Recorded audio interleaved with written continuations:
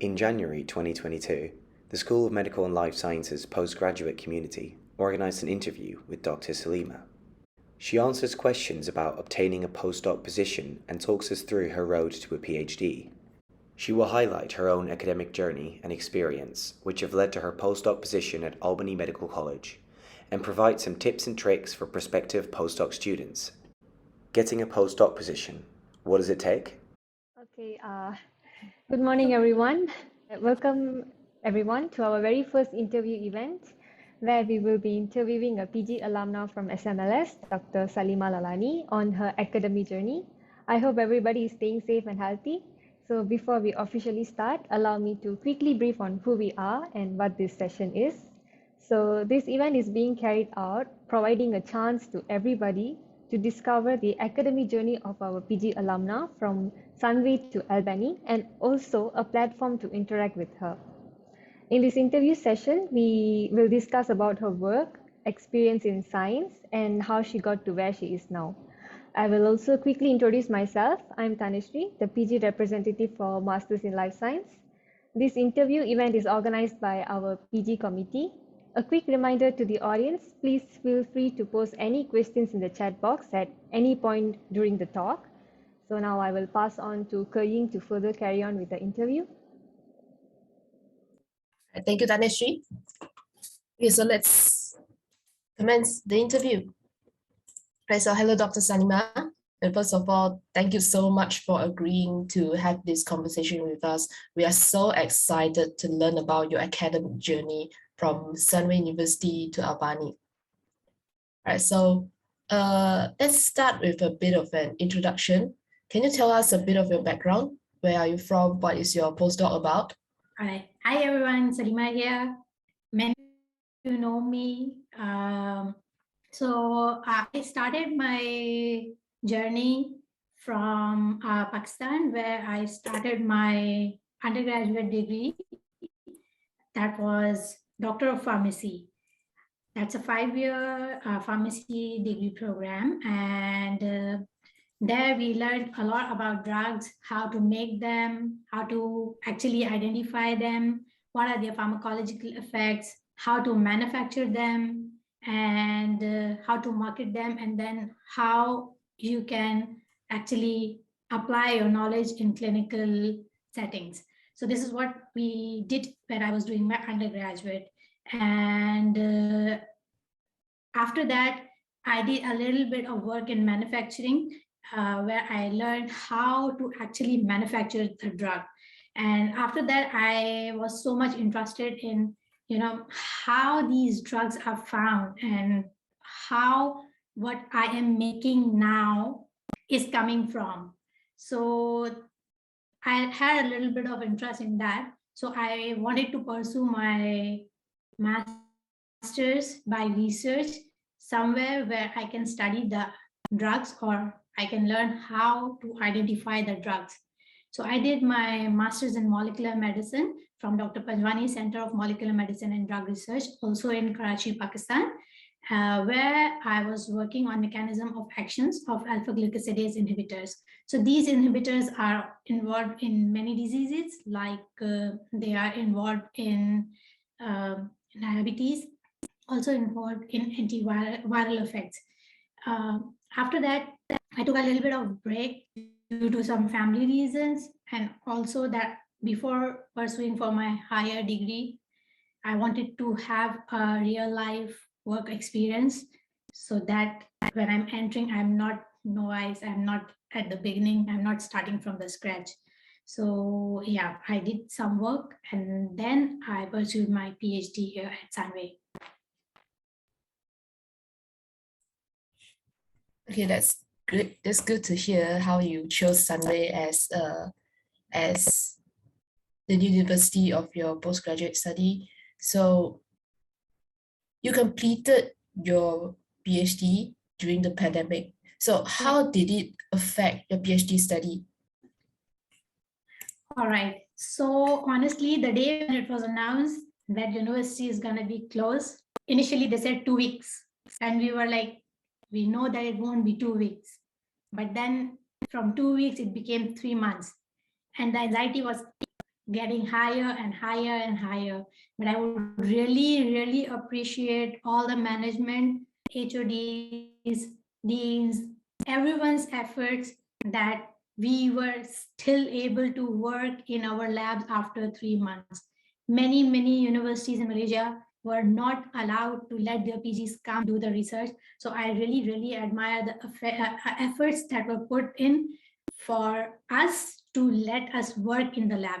Though it was a bit difficult because I understand that experiments are long and you want all the time for yourself. We were asked to, split our time, come either in first half or in second half, but still I would say it was great efforts that we were still allowed to be on campus and carry out our research. And ups and downs would come in research. Even if there is no pandemic, there might happen that, your 3 months are gone like this and you are like, oh my God, my 3 months are wasted. But I would just say that, that was very disturbing that 3 months are gone from my 3 years. But I'm also grateful that it was only 3 months and not like 1.5 years or something. I tried to complete, and yep, my supervisor also was very involved, and she just let us, do that, and she kept checking our things. So yeah, that's how a little bit of my thesis was also shaped during that time. It definitely helps when the school is putting effort in making sure that the students can progress properly, and it definitely helped even more that to have a very compassionate and helpful supervisor, right? Yep, definitely. So without our management and supervisors and all the people who are putting their efforts just for us to succeed, it's always incredible. It's definitely. And so for us as a research student, we tend to just focus on our work, and a lot of laymen would see us as people who have no life because we are so focused on our work that we appear to not have engaged in any activities outside of the academic circle. So, but as a student, even since your undergraduate days, have you been engaging in any extracurricular activities? All right. So if you ask me about my PhD, during my PhD, I wasn't. There were two main reasons. One, half of it was during pandemic. So there was nothing that I can get involved in except for, just reading and watching some movies in my spare time or talking to my friends. The other reason was I was also juggling with my family. I had a 2.5-year-old when I started my PhD. So I also had to get involved with her. And during the PhD, when pandemic hit, I also had to keep her entertained. So yeah, my pastime activity was to entertain her, which means I was kind of doing ECD, educator kind of things. So I was just learning all those things to keep her engaged as well. But yes, undergraduate, when I was undergraduate, even when I was doing my master's, at that time, I was definitely involved in many other activities. The topmost was university's own seminar committee, where we would coordinate with the people from the academia or industry or hospitals who can share their insights about the field with the students. We would go to the pharmaceutical companies and ask them to come to our university and give talks to our students so that they can learn how the life after undergraduate would be. Another good thing at that time was we had the university newsletter and magazine team. So I was also involved in that. Other than that, during that time as well, I was part of World Association for Girl Scouts and Girl Guides, and I was working under the Pakistan Girl Guide Association chapter. So I was actively involved with that one as well. So yes, during my totally engaged with my studies, I never felt that this part can be missed. And that part really, really gives you confidence in every walk of life, not only when you are doing PhD, it's beyond that. When you are appearing in interview, if you are involved in these kind of things, you are more confident. You know how to face people, you know how to communicate your point. So yeah, these activities which are being offered or which are like voluntarily offered, I think when you don't have a lot of pressure, you should opt for it. So this magazine that you work for, I believe it would be targeted to the professionals like the pharmacists or maybe researchers, but is there anything in it that is more open to the layman? Oh, actually, the magazine was targeting pharmacy students. So what we were doing was bringing the information from the clinicians and from the researchers and from the academia for students to gain insight into what pharmacy would be once they are graduated. And in that magazine, we were also asking students to give their, if they have some kind of talent, like poetry or something, or if they are very good in writing something, they want to write some story, relevant, irrelevant to the pharmacy, they were all allowed to showcase their talents in that magazine. We used to also put some internship opportunities in that magazine, so students can go and talk to those companies and apply there. And also, if we would have found any of the jobs that were available for the fresh graduates, we would just focus that magazine for students, what is happening outside department.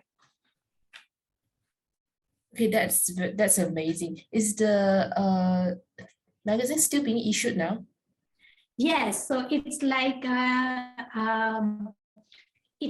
my faculty's thing. So it would be available. I am not very sure if we still have the soft copies or not, but definitely hard copies are released every 6 months. Faculty of Pharmacy, University of Karachi. Okay, it's amazing to hear how the students are being engaged in activities like this, and I presume it would you'll be related to the field of science communication as well, right? Because you are communicating from the higher level of professionals to the lower level professionals like students. And so now going into science communication, you did your PhD in virology, right? Yep. So so now the pandemic is being started by a virus and is still ongoing, and we can see that how the anti-vaccination movement has been even more severe than it was, and we can see that us scientists would actually have to do our part to communicate science better so that the anti-vaxxers can listen to us. How do you think we can do that as scientists to communicate better to the public so that they understand that how important vaccination is to tackle this sort of pandemic? Because virus, unlike bacteria, which can be treated by antibiotic, currently we don't have much medication that can effectively treat COVID-19. So how do you think? So first of all, about the anti-vaxxers. So I would just say that is just the case of ignorance and only ignorance. They want to see their own convenience. They have their own mindsets that they don't want to get rid of, or they don't want to listen to the counter argument rationally. So it's about the matter of ignorance. It's not about the, that the facts are not the facts.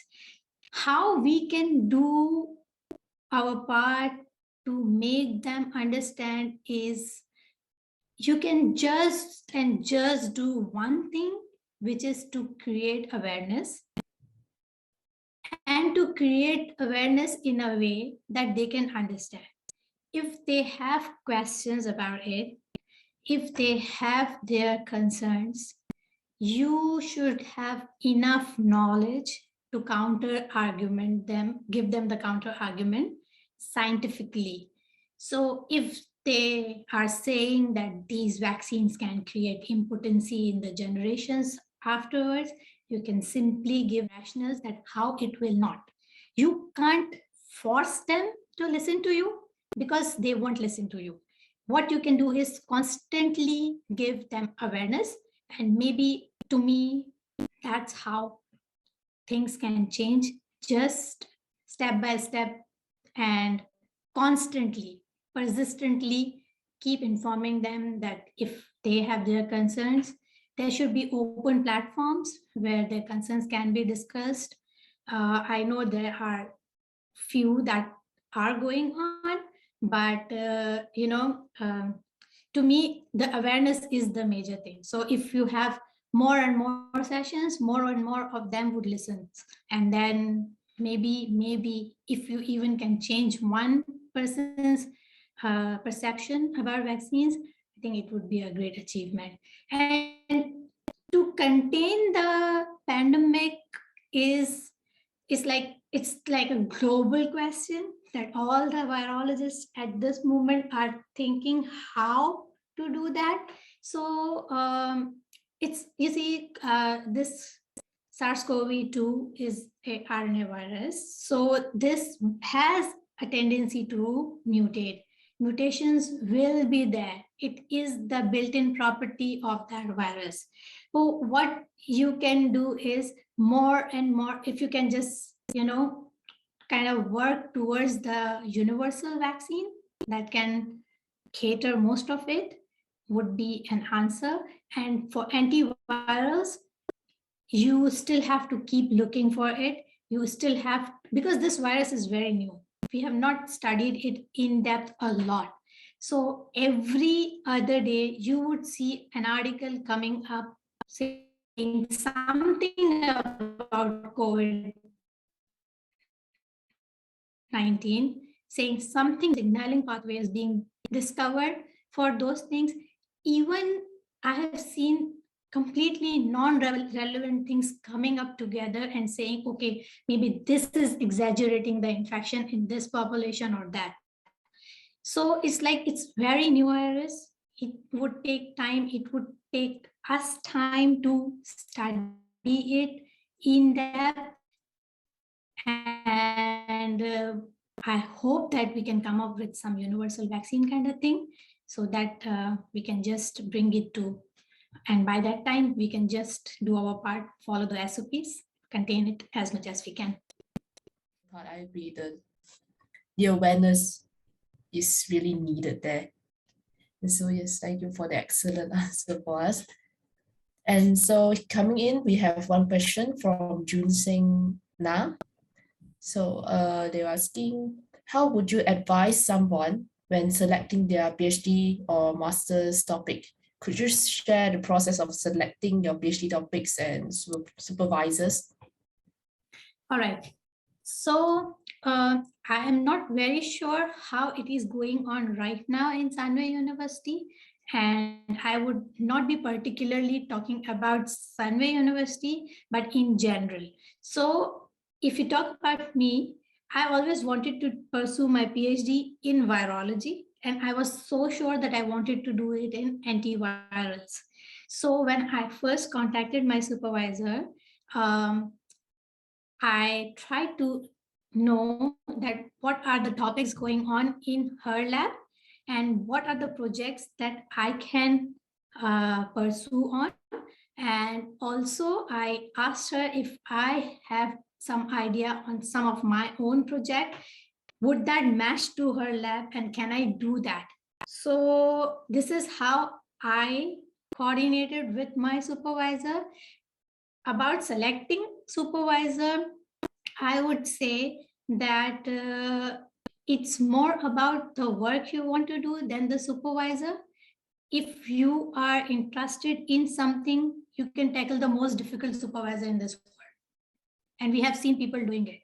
So it's about your passion. It's about you. If you are determined to do something, you will do it with the most difficult supervisor as well. So I do understand that supervisors play a great role in your PhD.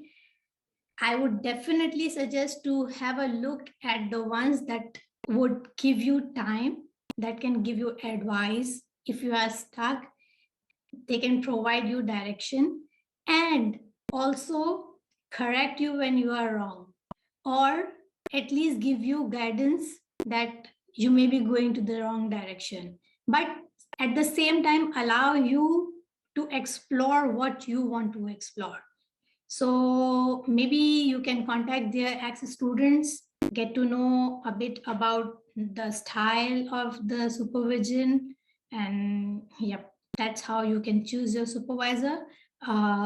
And about the topic, as I said, you have to have something in your mind and see if that fits to the lab that you are choosing and the supervisor is able to help you with that topic. So, yep. And another thing is you have to be a little bit flexible as well, because that is very important. You may select one topic which you think is the best for you, but when you join the lab, you see that there are other things going on, and your research could be shaped during your path of PhD. I mean, it's not something fixed that you have thought that I'll do this, and this. No, it cannot be like that. You have to be open-minded and flexible that your research direction will switch, not may switch, it will switch for sure. So you have to be ready for that. That's why it's very important to see the lab that you are going into as resources, or at least the university has resources to cater all your research activity needs. So regarding the switching of the research direction, it happened to you as well, right? Yes, it happens to everyone. I started my project with dengue and came to know that my stocks are not of the quality that it should be to continue the research. If I would have waited for new stocks to arrive, I would have wasted my 6 months. So I completely switched my virus, and I had to prepare myself that I have two options: waste my time and wait for the new virus to come and then continue my work, or just switch it now. The purpose was still the same. I had to work on antivirals. It was just a different virus. So yeah, it happens, and you have to be ready for that. It can happen to anyone. So, but looking at the big picture, you are at least still doing the same thing. It's on antiviral. It's just that specifically what kind of virus that you are targeting, that is the switch there, right? Yep. That's interesting to hear because I am quite new to the postgraduate circle as well, and I have heard from my seniors telling me that yes, your direction will switch, so be prepared for that. At least be mentally prepared for that. And so before you pursue your PhD and master's studies, you did work for a bit, right? You did. All right. So I have two work experiences. So even in undergraduate, I had this thing in my mind that I don't want to pursue master's immediately before getting into the field of what I have studied. So I did 1 year of work as production officer in Brooks Pharmaceutical Limited, where I was preparing the commercial medicines like padding solution and cough syrups and gels and ointments and all those things and tablets and all. So this is what I was doing there for 1 year, where I identified that this is kind of monotonous work and I'm not very much interested. I just went there to see how industry works. The tablet that you take, how it is made, right? So I was curious because you always study that this is how it is made. I wanted to go and had the first hand experience that how to make that. So the end product that you are getting, how you are getting it. So I wanted to get involved in that process. So I did 1 year of work as production officer. After that, I did my master's. And after my master's, I did 4.5 years of work. There were technically two reasons. I had a child, so I didn't want to get involved into a study which is too much challenging. So yeah, that was one of the reason. And other was I did not want to get into the market like blank. I wanted to have something in my hand, research experience as well, technical expertise as well, and above all, people management. If you know how to deal people, it would be easier for you to deal the people who are coming up in your PhD, including your supervisor. Because when you are working, you have a boss to report. You know how to talk to them. You know how to phrase your sentences that it is not inappropriate. You are not too hyper to respond them. And mind it, you will be hyper with your supervisor and there is no harm in it. So don't worry about that part. But I am telling you that these things teach you people skill. The work experience really teach you people skill. And yeah, so along with the technical skills that you learn how to do, for example, Western blotting and PCR and immunostaining and blah, blah, blah, you also learn how to deal difficult people. You also learn how to go around within the team, how to manage your time. And yeah, those all things you learn when you are working. So yeah. Besides people management skills, how did your work experience help you when you were pursuing your postgraduate degrees? Oh, it really helped me, especially the one that I did after master's. So the one I did before master's did not quite help me in terms of technical skills, because I was literally holding pipettes for the first time when I entered my master's degree.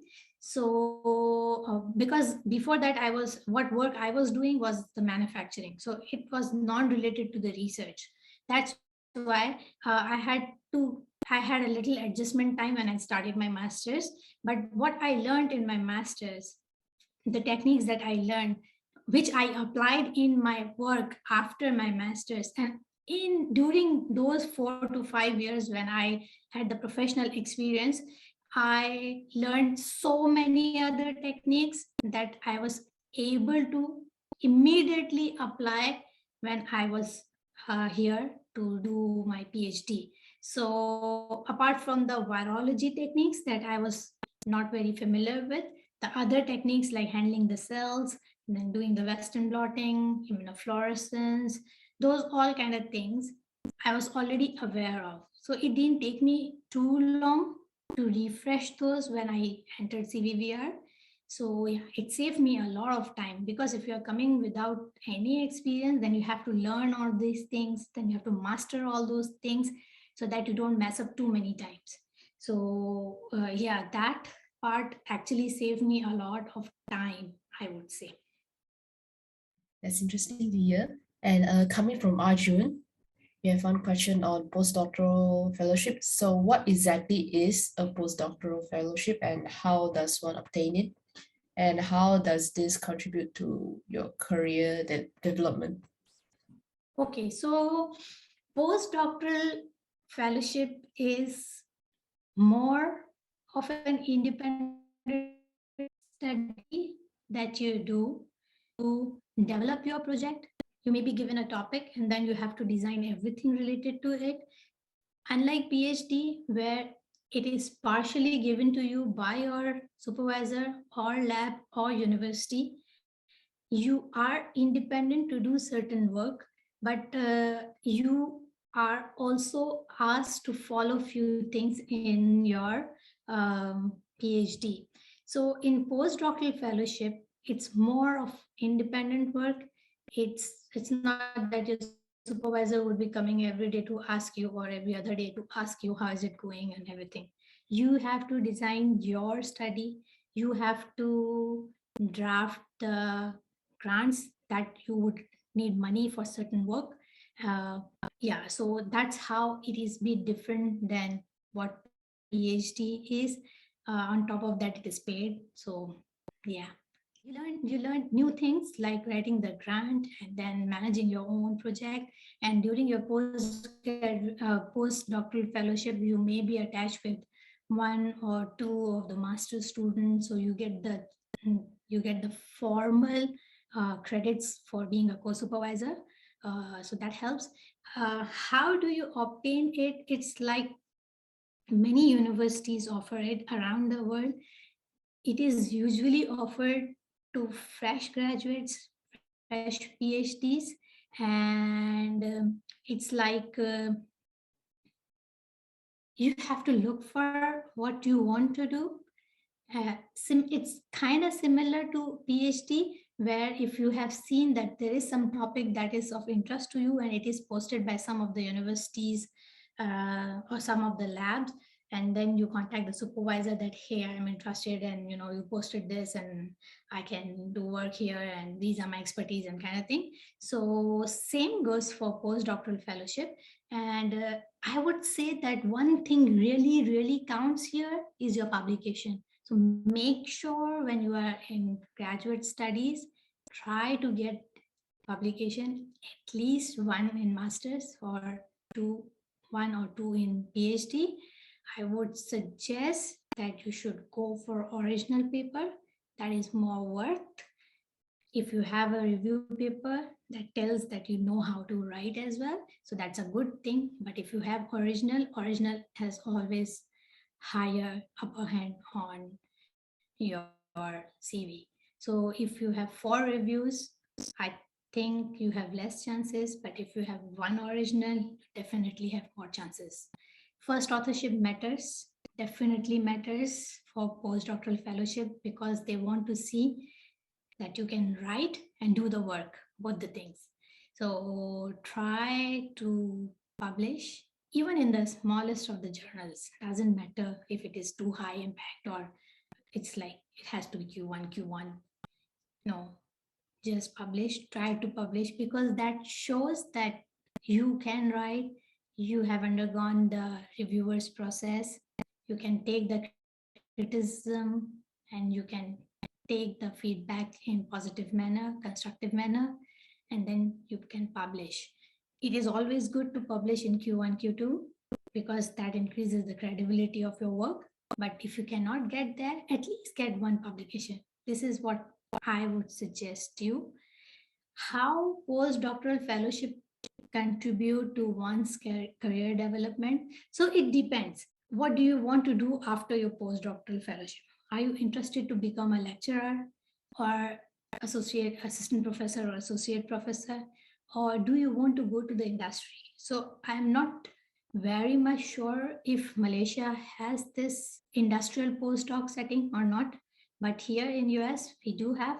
So usually what happens is students do their postdoctoral fellowship in academic environment for a year or two, and if they want to become a scientist in the industry, biotechnical companies, then they switch to the company side. If they want to pursue their career in academia, then they continue here, and then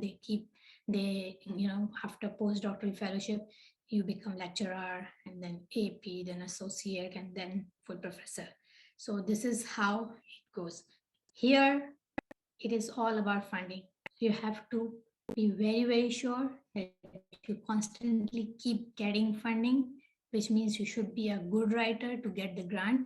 And you don't get grant just by being a good writer. You should have a good scientific insight, and you should be able to identify the gaps. So yep, that's how it contributes to your career. If you want to be a scientist in the industry setting, then it's this way. Or if you want to become a lecturer, for both the things, it gives you the ground to grow. So yeah. Any tips for improving dissertation writing? All right, so here's the thing. I was not very much able to do that, but I was able to do a bit of it.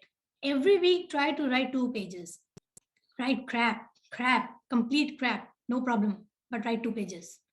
Okay, keep writing, keep modifying, keep writing, keep modifying, keep writing, keep modifying. If you are lucky or maybe unlucky, your supervisor will keep taking the draft from you and checking it. And that way also, you get to know that, oh, this is how I should write and this is how I should not write. But just try to write, and eventually after a year, you would be in a position to write good. I hope so.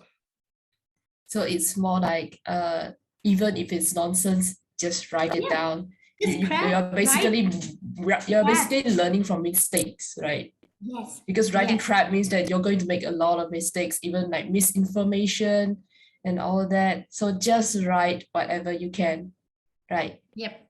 And there is another thing that I would suggest.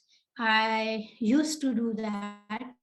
Sometimes if I find a very good sentence in any of the article, I'll copy that sentence and keep it with me. And then when I am writing my manuscript, I will see how it was phrased. Always keep a vocab of good words from good articles. Go for it. Just make a good list and use those in your manuscript when you are doing it. Sometimes you would see that you are repeating the same words. So at that time, that list comes very, very handy. You can just pick the word and see, oh, if I have written examine 5 times, maybe I can change it to analyzing and evaluating at 2 places. So, you can also keep a list of synonyms for the same words, and also some good big words that we usually don't use in our normal conversation. But yeah, you can always keep a list and use that in your manuscript. Okay, that is an excellent suggestion. I don't think any of us have ever thought of that, but having a glossary, I believe it would help. Yeah. And so Arjun asked another question. I think this goes with this one question that we prepared for you. So how did you find out the postdoc position at Albany Medical College, which is, is a pretty prestigious medical college? And what are the challenges, if any, that you faced in obtaining this postdoctoral fellowship, and what was the process like? All right. So here is the thing. It was terrible thing to do because the process was terrible because I was applying when there was shortage of funding everywhere around the world. It is pandemic. So many people are not getting grants, and that is one of the reason it was more difficult to get during a pandemic. But I assure you 100% that there are thousands of postdocs available when the time is good. Most probably in the years coming up, you will see more research funding available to people. And I am very, very sure that there would be more openings. So it was difficult. It was frustrating. I was at one point thinking that, am I not enough? I was at one point when I thought that the 7 publications that I have doing my PhD, is it not enough? But then you get to realize that it takes time, and it's like a process. Then I also had to understand that there is a shortage of funding all around. And when I was called for this one, I actually thought, oh, should I go for it or should I not go for it? There was one hitch that was always there, that when you throw your CV and you are writing, awaiting Viva, there are little bit, I would say little bit less chances to get it. During this time. Otherwise, I have even seen people in their final years haven't even given the completion seminar and getting the postdocs. So during pandemic time, it was a bit difficult because they wanted people who are already done with everything. So yeah, that was challenging. So for that, I would say start early. You would get a lot of rejection. You won't believe I applied for more than 300. You would get rejection. You would not get responses. When I got responses, I got it from 3 places. I got selected for 2 places. And then I had the option to choose. So start early, start identifying, even if you are in the process and if there is a job that you think you can fit in, the project you can contribute to, you write to the professor. Instead of applying directly, you write to the professor. Say, explain condition, explain your circumstances, that I am at this stage, I would be completing my Viva at this stage, I'm available for joining at this time. Is it okay if you if you are okay, then I can put in the application for you to consider. And believe me, if they are okay, they will let you know. If they would be interested in your CV, if they would see that the skills that you have, they want it, they will let you know. They will say, because this postdoc position that I got, I applied somewhere in June, and I got back from them in September asking, are you still interested? So you see, it happens. It happens. So don't be disheartened. There would be rejection. It's a part. It's a part. If you won't take failure as an experience, then yep, nothing can take you further. Don't take failures as a failure and then it's a full stop. No, it's not a full stop. Just put two more. It's continuation.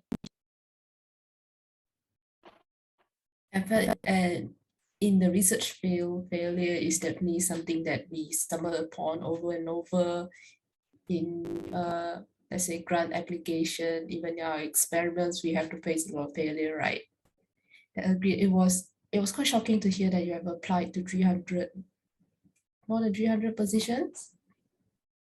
Was it? Yep, I would say. Oh, The thing is, I was applying when I started almost around in March 2021 when I was still not done.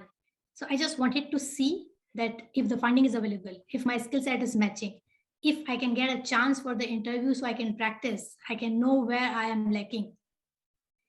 So those were the things that were, I was more concerned about, and that's why I was applying. Also, it really matters where you want to work. If you apply to countries like US, there is a possibility that sometimes if they have the same skill set available within the country, they may not approach you. This is a possibility, especially during this pandemic time when the visas and everything was an issue. So yeah, as I'm saying, it would not have been that difficult if it would not have been the pandemic. So during the pandemic, the process became more difficult, I would say. And then everywhere around the world where the good labs are located, they all have this problem for foreign students to come and work, the visa requirement of the country. And during the pandemic, that's one of the reasons that I had to apply to so many to get few and then select from them. But I am quite sure that that wouldn't be the normal process. It would be way less than this. You can just filter out few and see. Maybe you're lucky, then you can get quicker than how I got. But it is very reassuring to hear that there would be more postdoc position popping up perhaps when us, the newer generation, finish our studies. Because we really worry a lot about our future, and it's really reassuring to hear that there are opportunities out there, and as long as we can handle rejection and failure, we can definitely get where we want to be. Yes. Right? And so we are nearing the end of our interview. So before we end this wonderful interview session, so I have one more question for you, Dr. Salima. Yep. So what do you think makes a good postgraduate student? All right, so here is what I would say. If you are brilliant in everything and you think you can do everything, then I can assure you cannot do. You should have this capability to learn and relearn. And this is really, really, really important. Maybe what you know is obsolete now. So you should have this capability to unlearn the things, learn new things. And if new thing that you have learned is not up to the mark, unlearn and relearn. This is really, really, really important. The other thing is I would say that take criticisms positively, constructively. Do not get disheartened when your supervisor scolds you or shouts at you. I can say I know that this feels really bad, and sometimes you just feel like you should just walk out. But I would say you all use computer, right? Just Yes, we shift do. delete, use your filters. You just have to use your filters. You should not let negative criticism enter your mind. Shift delete where it is needed. It is really important to keep the sanity. If you cannot keep your sanity during PhD, it would be very stressful for you. So take the criticism positively, constructively, work on it. If you think that what has been said is not correct, then disagree in an agreeable manner and just convey your point. Register your complaint. There is no way out if you will not register your complaint. You have to register your complaint. So yeah, you just have to take the criticism positively. And if you think that what is happening is entirely wrong, then just register your complaint with the person with whom you are having the conflict. So if somebody in my lab is having problem with me, then I would register my complaint to that person saying that, hey, you see, this is not happening. This is the problem. This is not sorting the things out. We have to get through it and ask them for their suggestion, how they want to do it. Sometimes when you give people some space, then things are a bit cool down. You can just ask them how they want to do it. You tell them how you want to do it and how scientifically the things would be correct. So yeah, I would learn to accept failures. This is really important. Take it as an experience. Yeah, that's a wonderful advice for us. That would be really helpful for the current students to deal with all the people issues that comes with doing a PhD or even master's degree. So we are nearing the end of our interview. So first of all, thank you, Dr. Salima. We have learned so much from you, and that was an excellent interview. So to the audience, is there any more question coming in?